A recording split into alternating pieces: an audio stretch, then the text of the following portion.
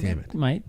Really? Yeah, if you sounded like that and all congested, it probably. If you could make me just mildly faster. Maybe you could just slam that that fluticasone in the IV, and then it's a steroid. So fluticasone. There's these words. I don't like big words. It's a steroid. Is it? Yeah, slam it in the IV. Really? Don't really, but no. Hey, anyway, medicine all sounds Greek to me. It does. Just saying. Yeah.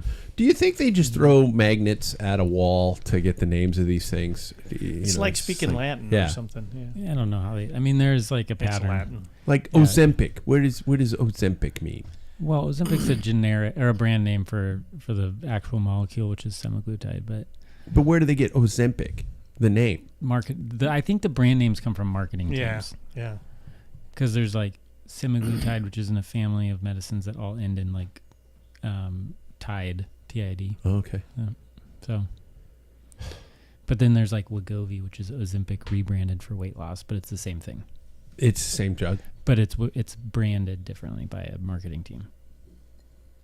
And that's why it costs so much, because it was branded. Yes, it was branded. Whoa! I just hit that. Okay, I was just telling Paul before the show started that I was doom scrolling today, so I might be in a grumpy mood. I shouldn't have done it.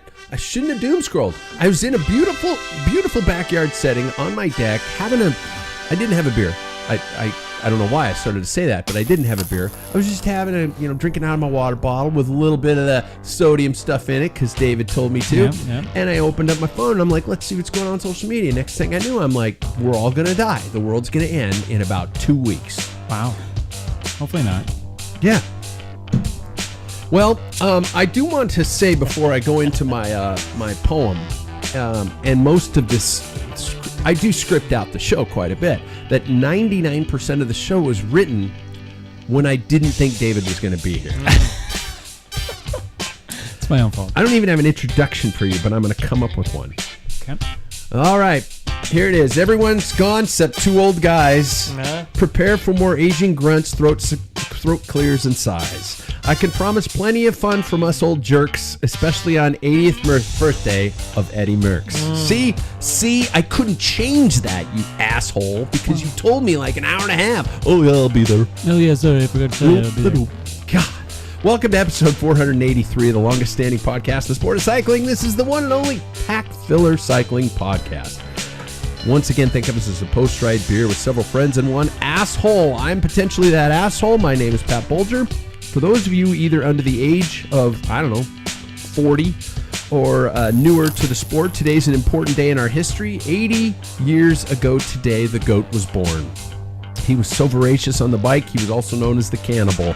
In honor of the milestone of this day in cycling's history, we thought it appropriate to ban the younger members of the cycling podcast and just focus on the people who actually know their shit, who paid their dues, who have to get their cycling information from antiquated sources, who actually had toe clips and perfected the art of braking early in the rain. That's what Paul and I used to do, David. So that is something I've never thought to do. So buckle up, Buttercup. Yeah. Just kidding. Up until an hour and a half ago, most of the younger members aren't here. Must be nap time for Jackson and Sam. Yep.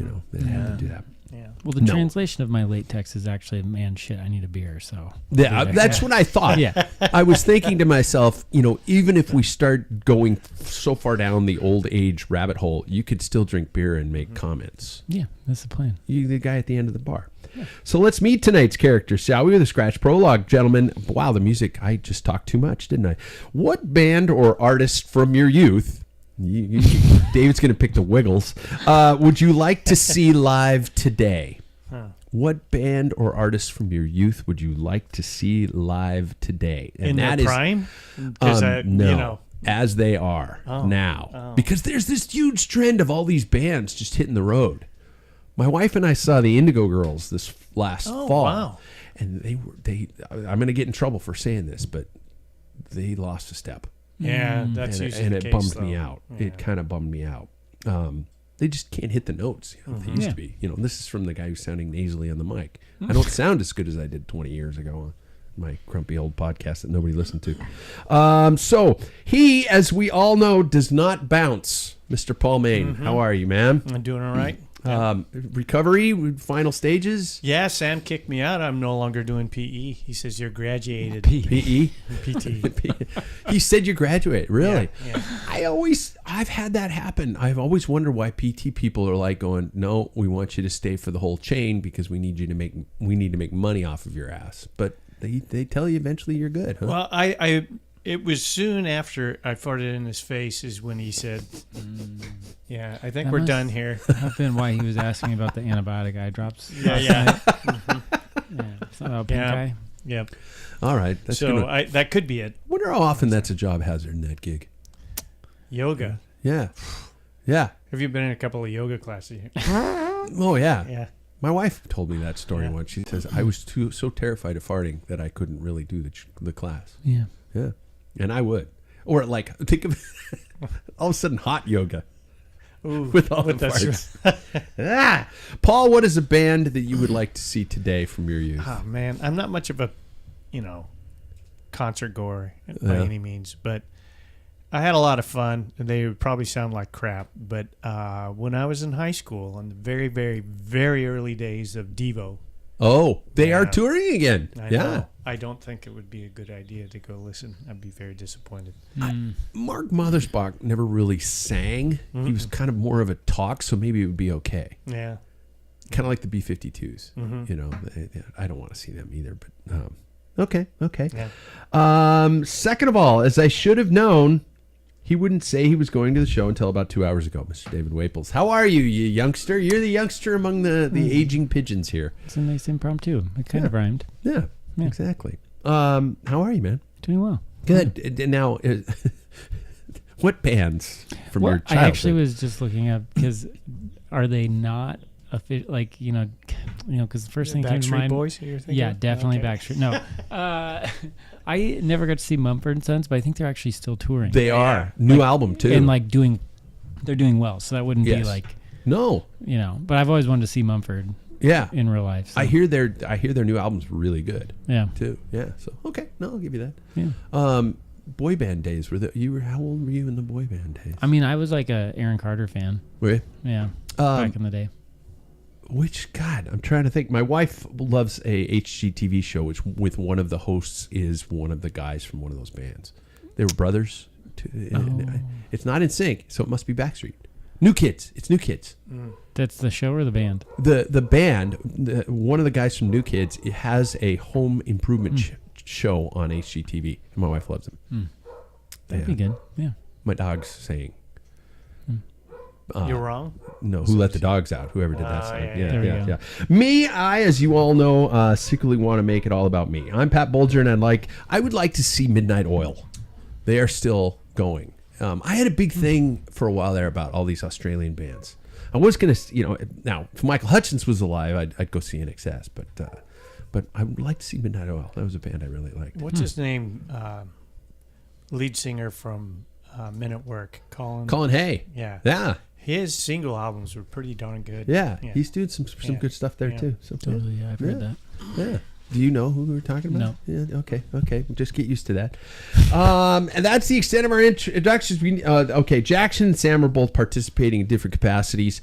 Jack at the Spokane Summer Parkways, which is happening. Isn't it like 2 blocks from here? Yeah. Yeah, I rode through part of Is it. it Manitou? Yeah. So a block and a half. So it's a block. it's right over there. Well, and then it comes back down on the other side of your house and heads over towards Comstock. So Okay. So Jackson, in essence, could have just done the whole thing and been here. yeah. Yeah. And Sam.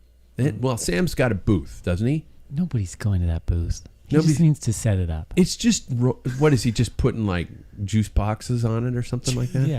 boxes. Yeah, I On don't a know. little table. Gummy bears and juice boxes. Yeah. Juice box. Sunny Capri. Yeah. Capri Sun. Capri Sun. Yeah, so and it's a cool thing. It's cute. It's basically our areas of the city kind of are blocked off for a few hours, throughout the summer, and people get to ride car free up and down the roads and rollerblade and scooter and all that kind of stuff. So it's really not a cycling event, is it? It originally was, but invited everybody else. Yeah. But it's just for people to get out and see each other. Move around. Yeah. Okay. So nobody's really going to ask for a bike fit? No. Sam was saying I should come and set up a table, and we should have done the podcast live on the side of the Summer Parkways. But I don't think the people at Summer Parkways are looking for bike fits. I saw a lot of Huffy on the way down here. I don't also think they're looking for a bunch of curmudgeons sitting in front of microphones drinking beer and saying fuck. They'd probably get more entertainment out of that. Okay, and this is what I wrote this. I'm going to ask you guys how your cycling life was, and I wrote this when I didn't think David was going to be here, so I'm going to actually say something nice about him. Dude, should I say it like you're not here, or should I say it like directly to you, like looking Let's do it longingly like into your I'm eyes? not here, because everybody wants to know what you'd say at their funeral, kind of those vibes. Oh, this would be that eulogy. It's like that. Should I play the eulogy? Yeah, the eulogy. Yeah. Where's the music? I usually have. Albert Brooks had his. Oh God. Go ahead. I do want to say something about how fast that guy is this year. We always mention how those three guys are always up at the pointy end of the peloton, but David has found a new level this year on every type of bike he straddles. Last week at our local series, Again. he soloed for 3 laps in high headwinds to take the win, dropping his breakaway companion and taking the win ahead of, get this, his brother. Jackson currently sitting in 3rd overall. That was like one of those days that you will probably remember when you're in your 50s and you're trying to decide why you're still hopping on bikes. Chasing that again, yeah. You danced last Thursday. Yeah, I felt like garbage going out there, but I guess I had pretty good legs, so it was a fun night. I remember that going into that last lap, you were standing on the sideline yelling. I think you were yelling, "Just make it through to the tailwind." Yeah. And in my head, I was like, "I fucking know." I was like, "I know, I'm trying." You're on the edge. Yeah, I was like, "I'm fucking trying." And then I like finished the race, and I was like, "That was actually pretty. That was nice. That was like a nice. That was what I needed to hear because I was hurting really bad, and I was like, I just need to make it like 45 more seconds, and then tailwind and recover and all that." So it was cool. Sam was probably more excited about that than I was on the way home. Sam was. He was did stoked. like a little tiny like jig as he came across the line in second. He was pumping the fist, going yeah, and all this kind of stuff. And I'm like, He was pumped, that's Sam. Yeah. Was he pumped because he got second, or was he pumped because you guys went first, second, or was he pumped because? I think he was pumped. I mean, so I've been racing SCR for like 10 years or something, and I've never won. I've never had a win out there. Really? It's a hard course to win when you're not like. It's a hard course to win no matter who you are, unless you're Dave Holden. Yeah. And you can just sprint. So I think he was just pumped because like all last year I was trying to, get one, and we were either doing sprints and, we were trying to get Jackson up there, or we get into breakaways, and Sam had the better legs. And so I think he was just pumped that we finally got 1-2, because we had a similar race last year where he was solo off the front. I don't know if anybody remembers that. And I was in the No, I don't remember. No. Yeah, that's Who? fair. Yeah, who was? Yeah. And I was in the breakaway behind him, and I messed up the sprint at the end, so we went 1-3. Oh. And he killed the sprint, so we got 1-2 this time, and I think he was just pumped. Yeah. So it was good. And I had done the Wednesday night the night before, and I won that by a minute and a half. So Beat that 8th grader. Was he there? Well, he did show up. Oh. He All just right. didn't start the race. Oh. But he did show up at the event. So I don't know if that counts. So technically he was there. He was there. Yeah, he was. like he was saying- not in the race, but he was there. It's like saying I got third. How many competitors were there? 3. 3. Yeah. Yeah. Don't worry about it. Okay. You've been dancing this year. Do you feel like your form is better than it was in years past, or is it just things just clicking? I think it is. I mean, I've been like this. Was it Friday or Saturday? Saturday I went on a ride with Sam, and then I went and chased Danielle and Kenzie, my wife and Sam's wife. They were like 15 minutes ahead of me, and I just kind of time trialed, and I was like, I was surprised, like the power just kept coming. I haven't felt like this probably since college, where Wow. I just don't feel like I'm getting tired. So it's been pretty cool. I think it's just good form that was race 20 for me this year. So God, And that's probably it. helps not being a resident. that helps. Sleeping our regular schedule helps. Yeah. Holy shit. Packing my own lunch, that helps. Yeah. Speaking of which, It's the little I things. do miss those cookies. Yeah. Oh, I know. Those were good. Yeah, they were. Paul, the world wants to know how's the recovery going and how's your cycling life going? Recovery's pretty good. Still a little bit, I can feel when I'm deep breathing in the ribs, but not too bad. Okay. I can sleep in any position now. So that's, outside of getting kicked out of there for farting in Sam's face, I think it was legit. It's time to say goodbye. So, Yeah. yeah. Cool. That's actually a pretty quick recovery. Yeah. Yeah. I mean, but here's the thing. I am at weight. It's only been 4 weeks, but I'm at the heaviest I was in the wintertime because I didn't stop ride, but I didn't, I stopped riding, but I didn't slow down my eating to compensate for that. But And what is that? How many pounds is that, if you don't mind? 5. So, yeah. Excuse me, but Yeah, but that's Jesus. At my age, it's like that's an eternity to bake off. Really? Yeah. Oh yeah, it'll take a long time. Yep. It's not gaining it is really. I'm really good at that. it fast. comes on fast. I agree, and that's My perfect. metabolism is just kind of like another thing. Me, I'm not gonna lie. I had a Thursday night that truly, and I know this is hyperbole and I'm blowing things out of proportion. Shocker. But I was driving away on Thursday night after our weeknight race thinking, is that the last Mass Start Road event I'm ever going to pin a number on? No. Dude, I was that down. Devastated. Wow. Yeah. A couple weeks ago, the week prior to that, I held on. I did fine. Now, mind you, I wasn't in the break. I was in the pack. We weren't doing anything super fast, and I wasn't going super hard. But your brother, I was going to say, it was Sam. the aforementioned Sam, launched right when the gun went off, and I was at the point where I was like going, okay, hold on to that wheel. Okay, they let him go. Okay, hold on to that wheel. Let him. And then I ran out of guys, and I didn't make it a full lap on that course with the main group, and it was mentally devastating for me that night. The good thing from the week came though is, and I put Fondo in quotation marks. I did a gravel Fondo in Idaho and managed to take 5th place overall in that 75-mile Fondo. Nice. Yeah. No, I mean, and that really helped the kind of the mental state. I am a fragile little flower. And I've just come to that. And I'm going to talk about that here a little bit more. And that's what this written page is over here. I can't wait to show you guys this. And Sam's a jolly green giant who loves to step on you. He does. Yeah. Yes, I'm the flower that he keeps crushing. Well, here's my question. What was your warm up? I went out there and warmed up for probably half hour. See, I don't Did a believe couple that. sprints. Yes, I don't think that works. What those guys do, riding I should ride out there. or grab rollers or trainer and break a sweat. Especially, I used to never warm up. The older I get, it is so vital. Yeah. And I am so glad at Turtle Bloom drink. Well, you brought rollers to that? Yeah. I was on there for 25 minutes before the start. Wow. I mean, I got blown out the back of Tour de Bloom and Sam didn't. He did a warm-up. I didn't. I think it is on those races that start that hot, it is important. Grits are huge. Yeah. Huge you got to be sweating. What do you do for a warm up?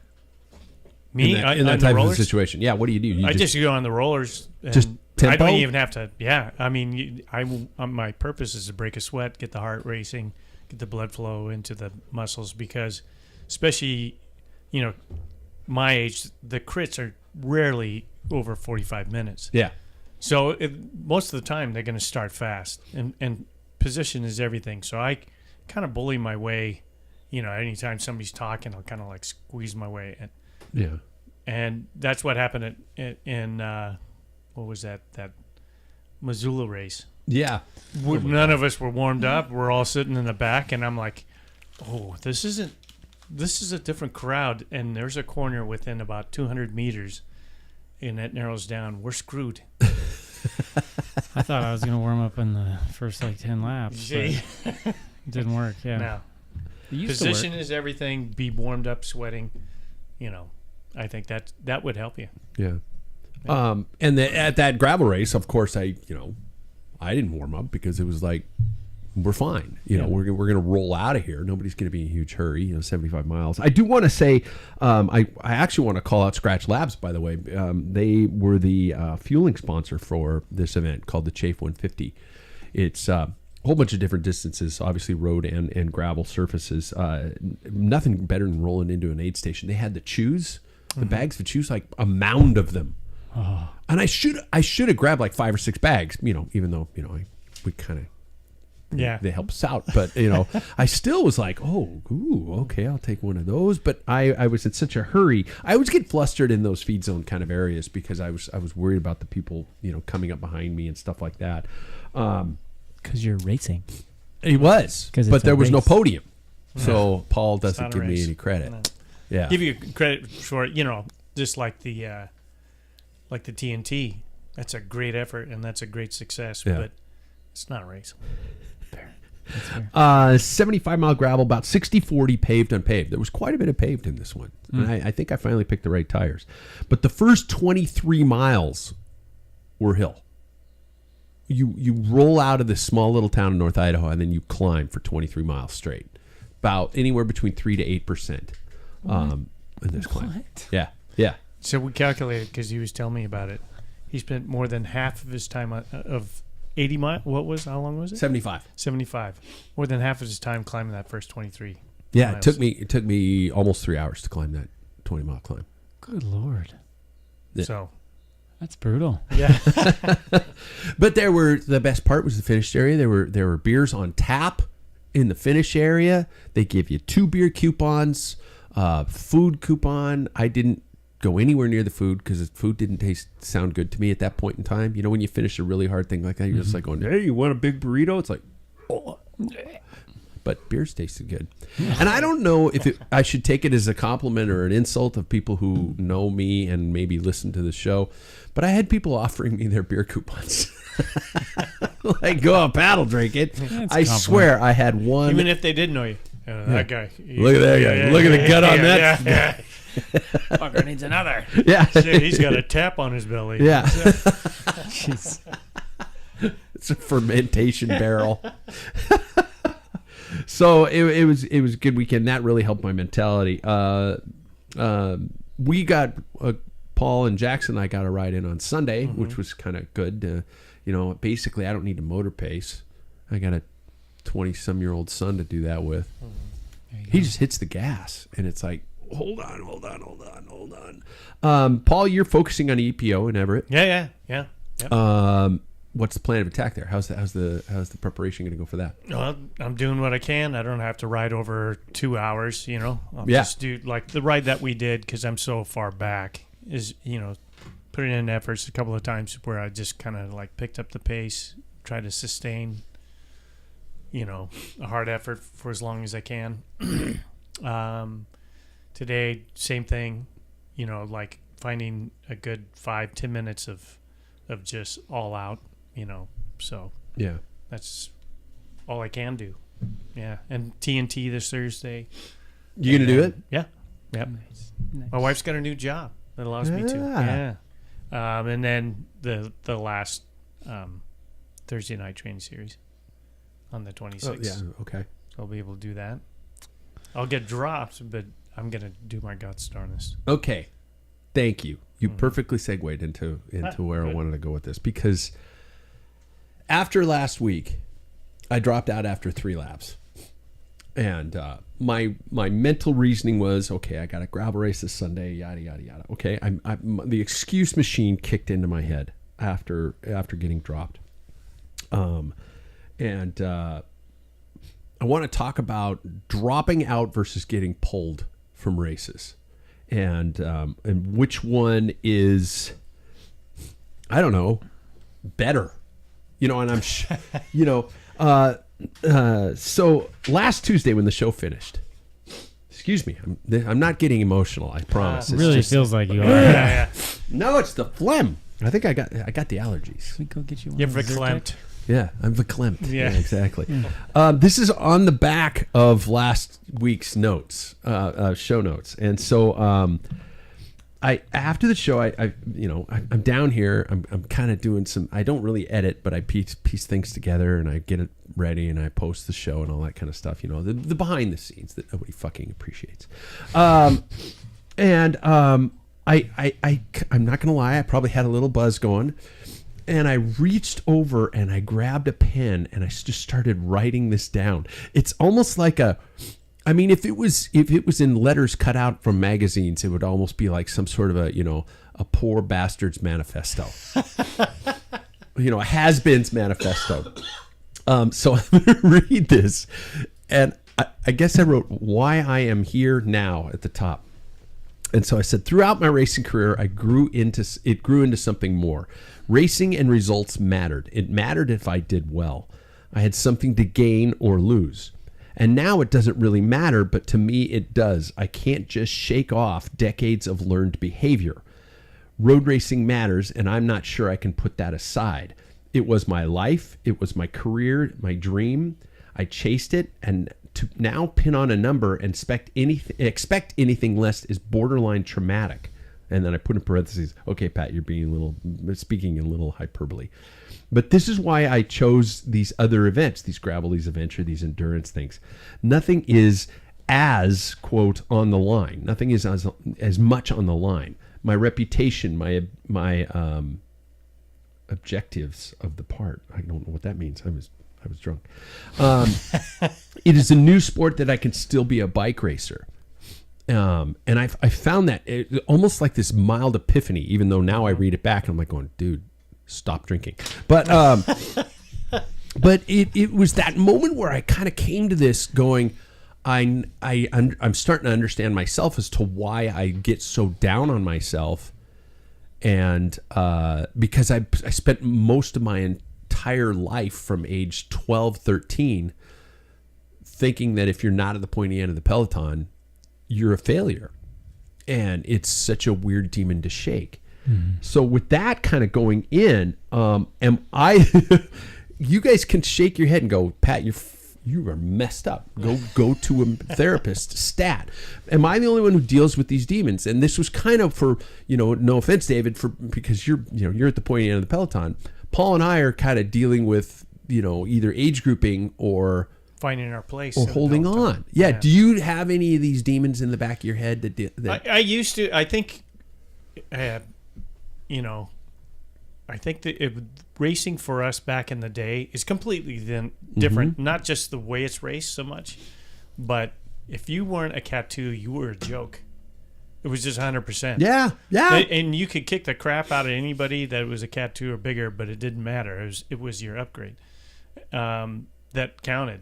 And I was talking to Jackson about this. It was like I was shamed because I should have upgraded. In my opinion, I should have upgraded. I was working full time. I was going to college, and I'm trying to race a bike, but I had enough upgrade points. Yeah. And I thought, and then I did the stupid thing and proposed to my practice wife. So I had all these balls in the air, right? And I'm thinking, okay, I can't do it this year. So did she. Yeah. She had him in a vice. Yeah. Not in the air. Never on her chin. No. Anyway, so... Jesus. Oh, sorry. Well, we were all thinking it. So, but, for me, it was like one of these things that now all of a sudden I'm riding... Road racing started tapering off. And so I'm racing Cat 2s anyway, because 3s and 2s were combined. And that was it. And I won, as a Cat 3, I won a Cat 2-3 race. Yeah. And everybody's like, why don't you upgrade? Wait until, because that was the year I was supposed to, well, I did get married. And so I'm like, I just don't, I'm working still full time. And I thought, well, I will do it next year. And that's when the divorce started. Okay. So then, oh, geez. Yeah. So, but I look back and it's like, what would I have been able to do with that Cat 2? What did it matter? Because I was still racing the races that I wanted. It was just a number. Yeah. But there was so much pressure that we had that if you were a cat too, you know, you were the shit. But then there was guys that were cat twos. There's no way I was going to catch them, let alone I didn't have the training time. Yeah. They were living down in their girlfriend's mom's basement or something like that and racing. And I thought, I'm a different lifestyle. There's no reason for me to chase that anymore. So, but it is still hard. And I took a year off. I know this is getting a little long, but I took a year off. This is what I wanted to hear. So, and I mentioned my friend Roque Matos from Belize came up, and he heard that I was going through a divorce, and then he didn't see me. And then one of his last rides, I hopped in, and there's a couple of guys from Gonzaga and stuff, and the speed got up, and I got popped. And these guys, young guys, they're like freshmen in college, are like, "Hey, don't worry, dude. You know, these guys are really good. They drop us all the time. You just got to get used to it." And I remember going, "You don't know who the fuck I am." Yeah. Not that I was anything, but I was equal on training rides with Roque. And now, but it's just a pride thing. Yeah. It truly is. And it's nowadays it's like, who cares what category you're in? Look at our Tuesday nights. Yeah. Or Thursday nights. Still have that habit. Yeah. And it's just a group A, and there's like cap 1s to 4s in there. Mm-hmm. So it's nothing. It's kind of funny. These are the things I write when I'm writing out the show before you guys get here and things like that. There are times that I want to shout out to the world, I used to be fast. Mm-hmm. Sam, bless his heart, mentioned in the last show that he heard that I was once good. And, he did that as a joke. And this ball busting, this is a ball busting zone. It is 1,000% allowed in here. And everything that is said on this show is said by friends who all respect each other. Well, to an extent. But, and stuff like this. See, I just did it right there. That one, I will admit, got me. And that was kind of what got me to the point where I, wrote out these cat scratch letters here. And it's, I wish I could be one of those age-defying riders who's still out there in their 50s, just crushing the young punks and stuff like that. But you can hear me stammering. This is a crossroads that I'm just really kind of trying to figure out my way through. It sucks. Well, go ahead. Sam and I talk about it as like we're always thinking, how much longer are we going to be able to race at this level? I think him and I both experienced kind of a decline and bounce back at some point or another with life getting in the way. Like there was a point where during my medical school training, I just couldn't race at that 1-2 level anymore. Yeah. And even when we're talking about Tour de Bloom every year and everybody's like, "Oh, don't go do the 1-2 race, do the 2-3 race." To me, I'm like, fuck, man, I want to do the 1-2 race. I don't want to have to do a 2-3 race anymore. Yeah. Like that never would have been a thing. I would have always done the 1-2 race, and it would have been better to do that and get mid-pack to last than to do better in the 2-3 race. And then we do the 2-3 race this year, and I can't even get to mid-pack. Yeah. And I'm like, well, they're right, I think it's a constant struggle in cycling, though, where, you're always going to compare yourself, and you're either, on any given year, you're getting better or worse. And I think it's really hard when you're getting worse year after year. And by worse, I mean, like, you might just be physiologically slowing down, or like for Sam and I, life gets in the way, work gets in the way, you can't train as much, and you go out and get dropped, like, swallowing my Tour de Bloom, getting dropped in a crit hurt. I think I've only been dropped one other time in a crit and pulled. Yeah. And that was your first race as a Cat 4? Yeah, probably. Yeah. Something like that. Like, yeah. So that hurt. I didn't want to, like, I don't, fortunately at 32, I can still, train and hopefully do another 1-2 race at Tour de Bloom someday. But yeah. So what do you do when you don't meet the vision of what you expect yourself to be or once were or things like that? I mean, how does that, because this is a genuine question for me, because obviously I can't make that adjustment, but how, and I'm sure I'm hoping there are people out there who are listening to this who are going right there with you, man. Mm-hmm. I used to be fast too, and now my, all the other guys my age who are really, really fast, don't care that they're, in the middle of a divorce, and but they're spending their 7 days a week on the bike, getting testosterone off the internet. Yeah. It sucks not being able to be that person. Now, mind you, I don't want a divorce and I don't want testosterone, but And I will say in residency, I don't have all the answers here. Obviously, I don't have the wisdom of time that you guys have, but in residency, I had to readjust and start racing. That's when I really started racing gravel or cross and mountain. Yeah. Because you don't need that road fitness. And I still was able to show up and do well. Yeah. And it felt good. So, I mean, I think I had to find something I could still do well at, because it wouldn't have felt good to show up to a race and Yeah. That's my point. I mean, Tour de Bloom, for example, if you know you have no chance of being competitive, do you still sign up for Tour de Bloom? This is for both of you guys. I will still sign up for the 1-2s if I can. If I feel like I've trained enough, I would rather race the 1-2s and finish. As long as I finish every race, it doesn't feel like getting dropped out of that crit. That does not count as doing well. But if I could race every single day in the 1-2s, I would still rather do that. So, I mean, as long as I'm able to stay in the race. But what I'm saying is, if you can't, if you know you're probably going to get your ass handed to you, do you bother going? Well, that's why Sam and I raced the 2-3s this year.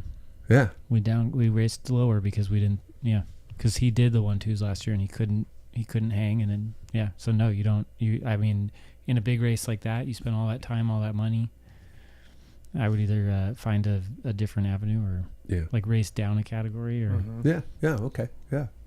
I think for me it was doing the age group thing, as much as it was hard to let go that, I couldn't hang with the 2-3s anymore. I mean, that's just a simple fact. But even if it's like on a local race on the Thursday nights or whatever, that's my incentive. My incentive, if I get dropped, like the first year that TNT came around, not even halfway, I'm popped. I'm off the back. Oh, there's that climb right after the start, and it's just blistering. Then I made it a little bit past that part, and then 3/4, and by the fourth or fifth time try, I mean, that's my goal, is to make it over the top, and I was like less than 100 meters behind the first person, and worked with people and made it to that front group, but I was wasted. Yeah. So as soon as somebody attacked, I'm off the back. But those are the baby steps, and knowing that I'll never be able to win that. That's not going to stop me. To me, it's like the end game is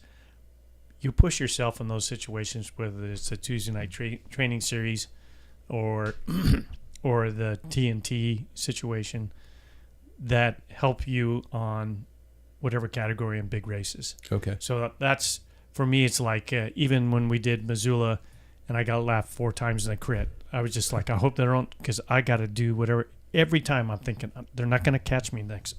They caught me. Not again. Not what, But that's what kept me going, and I'm glad that I did the whole thing. I was shattered in pieces, and it wasn't bruising my psyche at all. It just like, I know where I'm at. Yeah. Now I know, but I paid a lot of money, so as long as they'll allow me to keep pushing forward, I'm not going to just sit up and just let them, okay, I'll just hang out here. Yeah.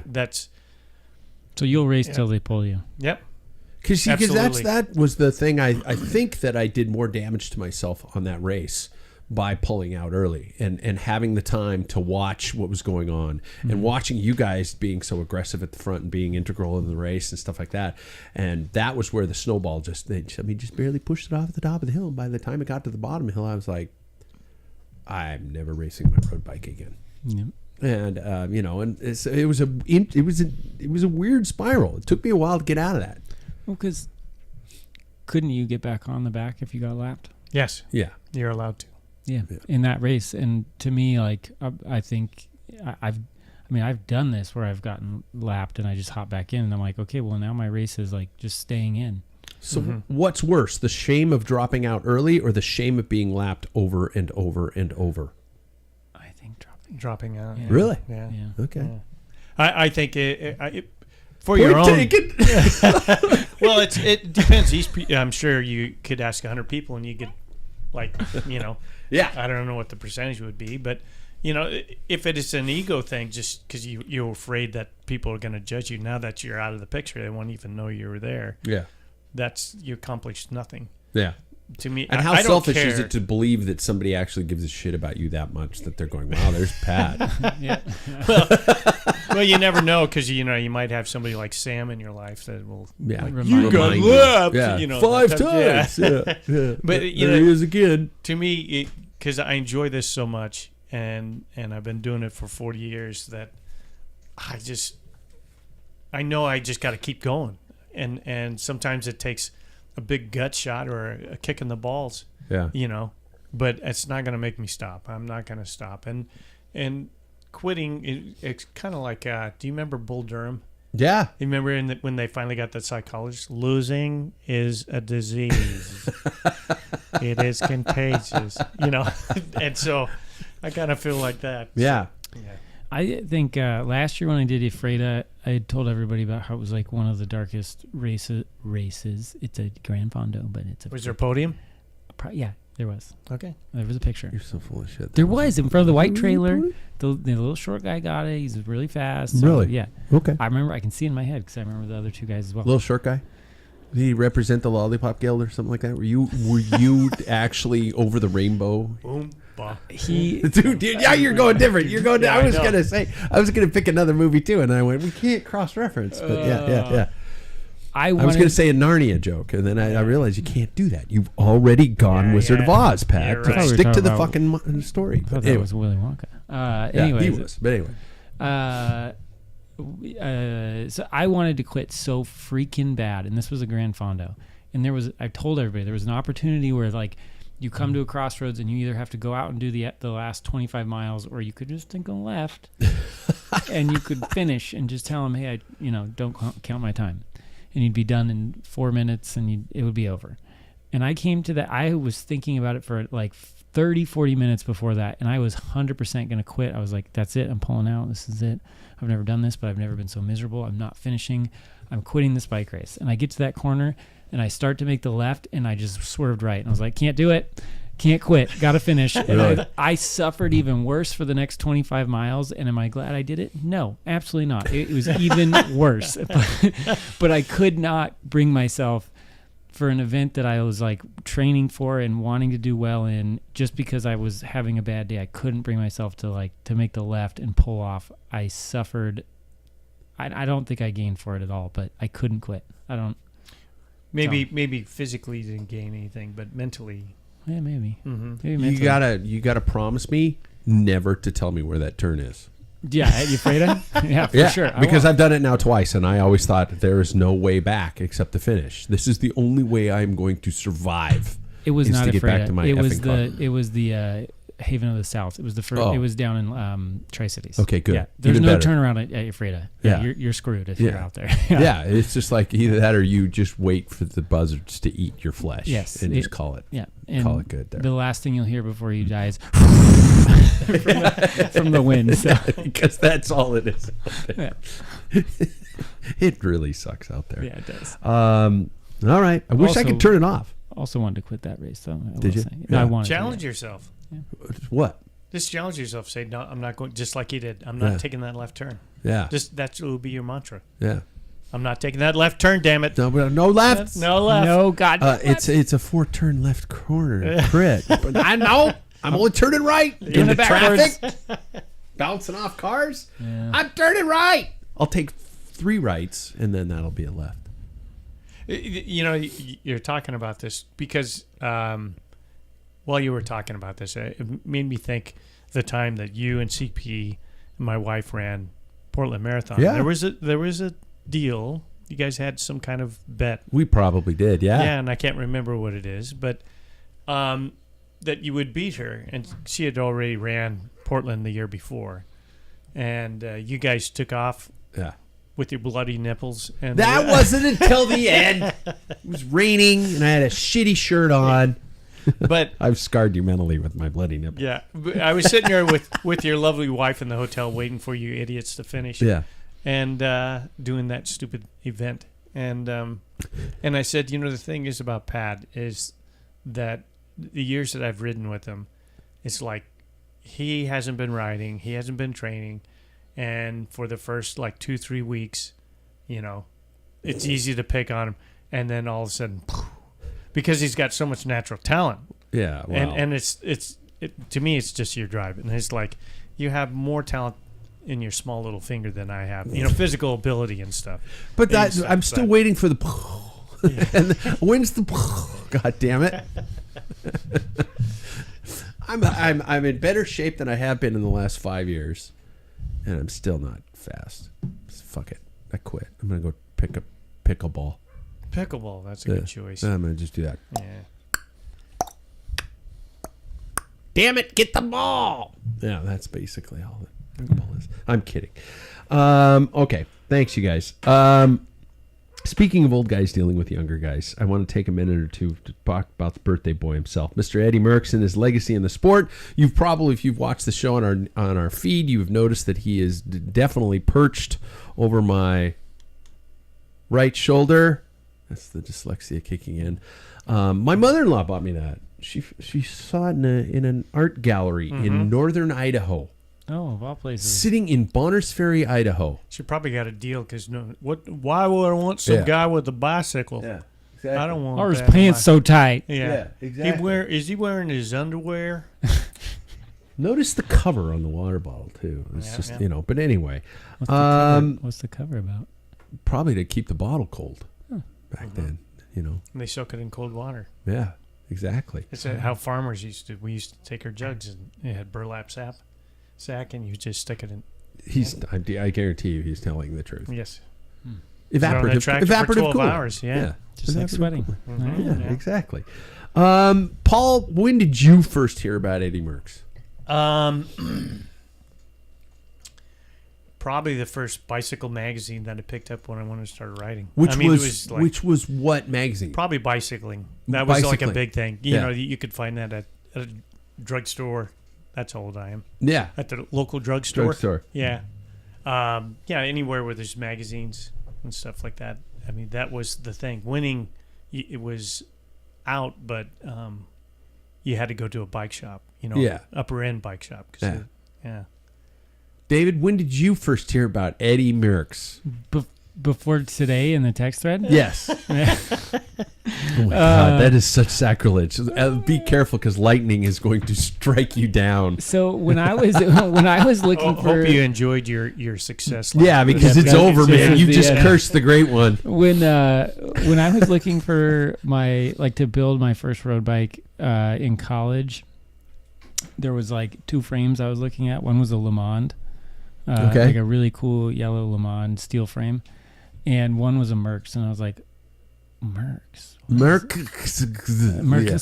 What is that? Yeah. So at the time, I'd looked into it a little bit, and I was like, oh, they were both like pretty good cyclists. That's cool. Well, I like the yellow one, so I got the Le Mans frame. Pretty good cyclist. Yeah, that was I didn't know love much it. about it. I was No. like, this was college, and at that, when I was growing up, the only, important cyclist was the one that Voldemort or whatever we say. Oh, yeah. Okay. That was my era. He who so- shall not be named. He shall not be named. Yes. So, yeah. And then throughout college, as I started to race more, you hear more and more about it. But Yeah, I was late to it myself, because I started racing in the very early 80s, and because of the way the world worked, you couldn't just sit down and search somebody. Obviously, if you really wanted to find out something about somebody, you had to have an updated Encyclopedia Britannica in your living room. And that only came every couple of years, and there was only so much information about it. Thank you, Paul. And so my first really taste into pro cycling was Bernardino, was Laurent Fignon, which was who's the Italian who did all our record? Francesco Moser, and eventually Greg LeMond, and because I had Velo News and I had Winning magazines, my dad got into it as much as I did, so he started subscribing to these magazines so they would come, and that was how I kind of got to get this stuff going. Of course, Sean Kelly was my first classics hero and things like that. But when we look at Merckx's palmares, his results, his resume, so to speak, We see so many unbelievably amazing victories. And and this is kind of probably for Paul, no offense. I mean, David, if you have an opinion on this, please chime in. But do we equate this to his being ahead of his time, to genetics, to pure burning desire, or a combination of all the above? All the above. Yeah, I think, yeah. I mean, he had challenges. I can't remember the combination. If Dismount Dave was here, you could tell me. I know we need Go to Fruit could beat him in the sprint. If it came down, he couldn't beat him. There was a combination when it came to one-day classics. But Merckx had. Well, he won more monuments than all the other five-time monument winners. I have his resume. I think it's he has really going to be hard to read from. He won Milan San San Remo 7 times. Yeah. I think Liège 3 times, 2 times. I Roubaix twice. World champion 3 times or 2 times. I'm going to have to bring it over back to my monitor, back my screen, because nobody can see that from here. But okay. First guy ever to win the yellow jersey and wear it from stage 1 all the way to the finish. Whoa. 5 tours, 34 tour stage wins, 5 Giros, 7 Milan San Remos, 3 World Championships, 5 Liège-Bastogne, 3 Paris-Nice, 3 Paris-Roubaix, 3 Flèche Wallonne, 3 Ghent-Wevelgem. Only 2 Flanders, right? Or 1? I don't even see Flanders. It's got to be on there. How many total? Professional career wins? Let me... 400 and some. Stop. 279 professional wins is what wins. I have here. Yeah. Wow. Tade's got a way to go. Yeah. He does. And he's got 98. Yeah. 99. His last stage, I think, was 99, because they were talking about him getting potentially, his potentially getting that 100th stage win, or 100 pro win. Wait, and go from there. The last stage of Criterium. Yeah, but he didn't win just because he won the overall. No, the stage he won. Oh, gotcha. Yeah. I don't. Do you count overall wins as professional wins? That's a tough one to. Shit, I don't even know. So when the peloton of his generation, we do need to also understand we're no slouches. This was not a time where it was he came in and just destroyed everybody. I mean, you've got riders like Louis Ocaña, Roger de Vlamlik, Gimondi, Bernard Thévenet, Freddie Mertens, and so many more riders at that time. That's the thing to keep in mind. Much like today, when we talk about Tadej Pogacar, it's inevitable that we're going to kind of allude to that when we talk about Eddie Merckx, because everybody's saying this guy is the next of these type of things. And Eddie Merckx was the next something else. He was the next. God, why am I drawing a blank? Who won the first? Anquetil. Yeah, it was Jacques Anquetil. Yeah, and things like that. That was in the 50s and 60s. Nice. He's the first person to win the Tour 5 times. Yeah, and it's so weird that I almost think that cycling with such a long history really doesn't have that long of a history. I mean, it's 100 and some years. It in terms of the longevity of humanity, cycling, we're still experiencing the firsts of many things, and that's what's kind of cool to see it. In the history, there have always and always will be comparisons like this. Merckx wasn't the first, as I just said. He had comparisons to other greats. To now see the Tadej comparisons as natural, could you say that Tadej and Eddie Merckx should these comparisons happen? Should we not do this? Should we just let their careers stand alone as they are? Man, I was thinking about that because you were talking about old times. Yeah. Or giving credit to Merckx today, but it'd be interesting. Maybe AI could do some, in the future. Yeah. Because racing was so much different back then than it is now. How would Merckx fare in today's, not in competition, with modern training, modern diet, modern equipment, exactly. modern? Yeah. He probably could have been over the moon. Yeah. You know what I mean? Or how would Tadej fared in Merckx's world? We don't know. So there's a sense of, not a fair comparison, but all we have is records. Yeah. You know what I mean? And that's the thing. Like baseball's the same way. You have all these great pitchers and stuff like that, and although they changed the height of the mound, Baseball hasn't changed all that much. Not as drastic, probably cycling with the equipment. Yeah. They still have to use wooden bats and stuff, but they used to not change the ball, so it was harder to hit the ball by the end of the game. If the ball would get darker, and they didn't have lights, on the early days. Yeah. If you think about it, it got a little around dusk or whatever. But nowadays they have a white ball, they have bright lights and everything, so it's easier to spot the ball. But same with cycling, we have tires that roll. I mean, clinchers were crap when I started. They were like you could stop pedaling and just felt like you could just come to a stop. Mm-hmm. But nowadays, clinchers are better than the tubulars that I started off on. In my opinion, is the way they felt. Yeah. But yeah, you didn't. I mean, all the equipment's changed. Our position, like you said, diet.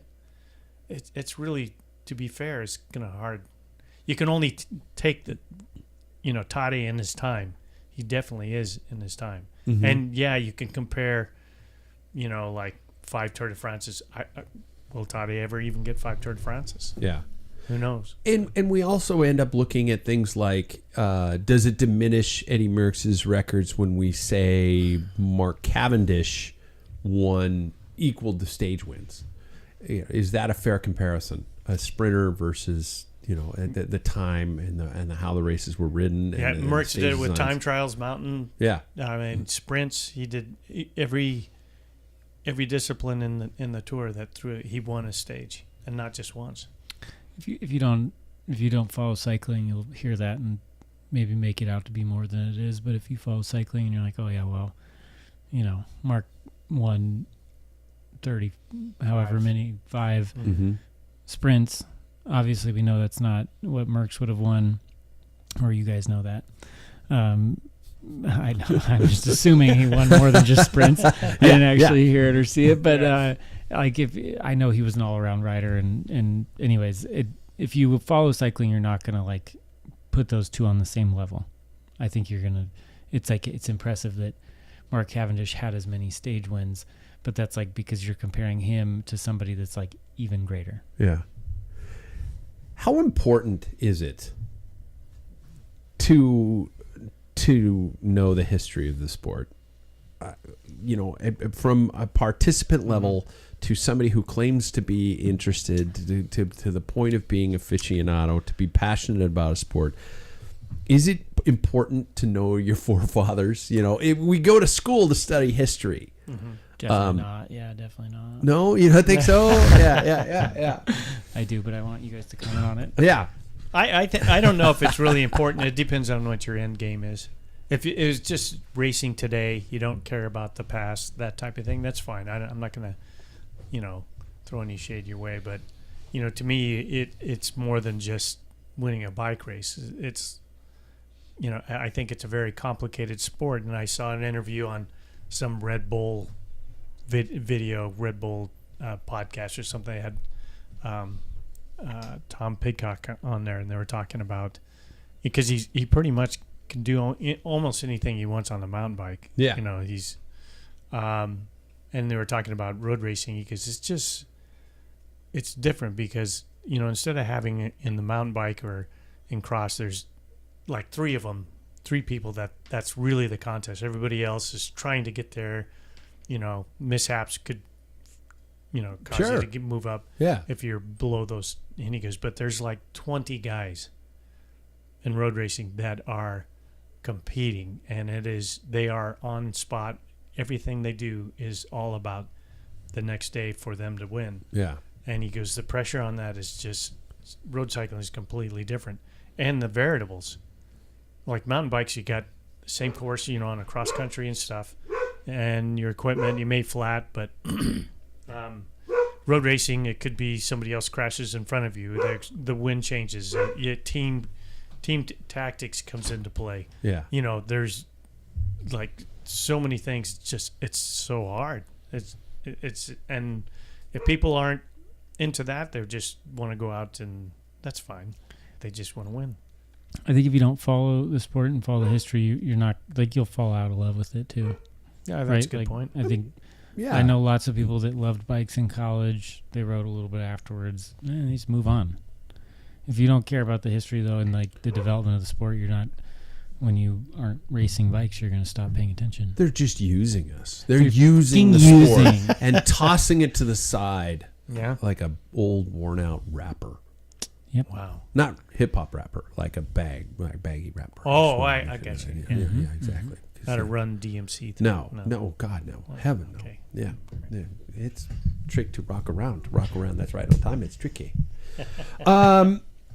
Where would I completely agree. I agree with you, Dave, because you talk about baseball fans. Baseball fans know statistics, they know teams, they know all that stuff. I mean, you can go down that rabbit hole as far as you want, but a person who claims to be a baseball fan is going to know names and stuff like that, or at least teams, and stuff like that. A person who claims to know football, in this state, in this country, is going to know, the history of, the Joe Montanas, the Joe Namaths, the stuff like that. Those were the names that came to mind. I did pretty well there. Yeah. And to be involved in cycling at some point in time, you're going to need to know the name of Eddie Merckx. You're going to need, not need to, but if you claim to be somebody who's far enough into the sport, you're going to need to know that name. You're going to need to know the name Lance Armstrong. You're going to, and all these these historical moments within the context of the sport. You don't have to go so far deep that how many, what gear ratio Sean Kelly had in his 7 Paris-Nice wins or something like that. But you can know these types of things and get to know them. Where would you, Paul, for example, where would you say somebody who doesn't know the history, where would they start to look? I mean, what would be a way for somebody who's like going, they're talking about this guy with an X in his name, that's really cool, I don't know who he is. Where, other than Wikipedia or something like that, where would be a good resource for somebody to find information about it, in your opinion? Right here on this podcast, David's saying right here. Right here on this podcast. Yeah. You could just find a local podcast to join and pretend you know what you're doing, and eventually you'll learn things. Don't know who I'm alluding to. Yeah. Well, I think, first of all, if you read it online about Eddie Merckx, you look up Wikipedia. What is, Liège, Bastogne Liège? Yeah. What is... The history they're bike of these races. Races is so big. You have to really start at more. I think for me it was more appreciating the races and understanding how bike racing, in order to be deep rooted for me, was Milan San Remo. It's been around. It's like 300 kilometers. It's always been around 300. That's a long freaking way. 180 miles. And there's the key climbs. The Cipressa and the Poggio. Yeah. And then all of a sudden you're like, wow, this guy won it 7 times. No one's done that before. And, I think you kind of have to start with bike racing and then you can appreciate Merckx. Yeah. But to look at numbers, like I could tell you, Nolan Ryan had more. He had 7 no-hitters. Yeah. Is that good or bad? Yeah. That's a record. Yeah. No one's ever had more than, even, all the greats. It's quite a tennis match. Yeah. See? That type of thing. Where's your reference? I think you need to kind of deep dive into, if you find the Tour de France interesting, I think there is one-day classics that, like Roubaix and Flanders, they're pretty darn exciting, and they're easier to watch and understand. Yeah. Because the guy up front is really going to win the race. Yeah. Yeah. So, and then what's this guy with the green jersey? What does that mean? Why is he chatting with people in the back when the race is up ahead? Yeah. And it's hard to explain. I would recommend people even start with it, like with Merckx. I'd even start with Sunday in Hell. Yeah, that's a good idea. Yeah, just a really, it's an old school film, but it is a film done about a Paris-Roubaix, which Merckx was there. I think that was when. Why do I keep forgetting his name? Francesco Moser was young. He was, a young upstart and things like that. And seeing that and seeing Merckx's Stars and Water Carriers. That is a very good one. So those are great films. Yeah, to just and that was, I think, his first one. He's a Danish producer, but it's narrated in English. It will put you to sleep if you're tired. I've watched it so many times. Guaranteed. Because it's a monotone. It's narrated at a monotone. Yeah. But it's great. My parents used to get, and they're still over there on a bookshelf, the winning kind of the year in, the fabulous book of cycling for the year. And I remember just having those and flipping through them and just looking at the pictures. I didn't know who half the riders were. I didn't know who 98% of the riders were. But that was how I kind of got used to, looking at this stuff and seeing the names and trying to pronounce the names of the races. Even when I was just a junior and all I knew was, racing here locally, and that I didn't know people did it for a living. And it was such a cool way to go through it. And for example, Paul, you just brought up before we went on air, a new magazine. US-based magazine. Fausto. Fausto? So, yeah, never heard of it. For the ones that started Peloton, if you ever watched that or seen that magazine, great. It died because of that. Those bastards that own outside that bought everything and then just closed it down. Yeah. Every time I sign up for a race, it's like, do you want a subscription to outside? I'm like, no. fuck you. No. I'd rather have a hot poker up my ass. Yeah, I mean, we were talking about that just being a bunch of old people, and I on my iPad, there's I bought books on and read several books on my iPad, and it's just. Yeah, it's not, and it's not. I could try and get romantic by the paper and changing, and that has nothing to do with it. To me, it's just that light beaming in my eyes as opposed to reading it on paper. It's a lot more relaxing and not as. I mean, even on airplanes when I'm trying to read a book, I'm like, God, my eyes are just burning. It's terrible. Yeah. But I decided I saw this offer for Fausto, and I got a copy. My first copy is the Tour de France, and it's kind of like that old style. They have every stage laid out for the tour. You gotta have that book. Down. I usually have it on my coffee table in the living room for the entire. I gotta get a copy of this fucking thing. See if you can. It just dawned on me. Look at and you might be able to get it because they delivered it on the 12th. Okay. So I just got it yesterday. Because I would dog ear each page for the stage, and open it up and look at and I wouldn't, because if you're on your device. And if you're like me, wake up and watch it live, and you're like going, okay, stage 12. I want to see the topography of stage 12. So I go into my phone and I go, Tour de France stage 12, result pops up. Yeah. And all of a sudden it's immediate spoiler alert, and I hate that. Flow bikes. Yeah. Oh, God. I logged in to watch the Tour de Suisse today, and I knew the race wasn't over yet. It played a commercial. Podium. Quinn Simmons accepting his flowers. And I went, you fucking assholes. During the just put a happy little lock screen for God's sakes. Just say a do you want to logo. start it now? Something like that. Sorry. Anyway, during the Giro, the TNT recaps they were doing that were like 10 minutes long, so great. They would give you a recap at the beginning, like what the standings were, the course profile. Then they'd give you the highlights, and then at the end they'd be like, "Now here's the new standings. Here's tomorrow's stage." Yeah. You go to Flow Bikes and they just have first thing, picture of who won, and then just this basic 4-minute, like, this is what happened. Yeah. It's the worst. It is an absolute train wreck. I am not a fan of Flow Bikes. And, they're going to turn around and say, well, we were going to sponsor the podcast. We don't want it. They weren't. I've been bashing them for probably 10 years. We or don't something want their on help. this platform. Yeah, no, I fucking hate them. We'll take their beer, though. What? We'll take their beer, though. They have beer? If they were going to give us beer, we would. Oh, yeah. Well, that's all we do with our sponsorship dollars. Yeah. Still trash talk them, though. Yeah. Okay. So I guess we get to it. We raise a glass. Happy birthday, 80 years old, to the great Eddie Merckx, the great one, the goat of goats. Goat of goats. Yeah. So when is this photo up here taken?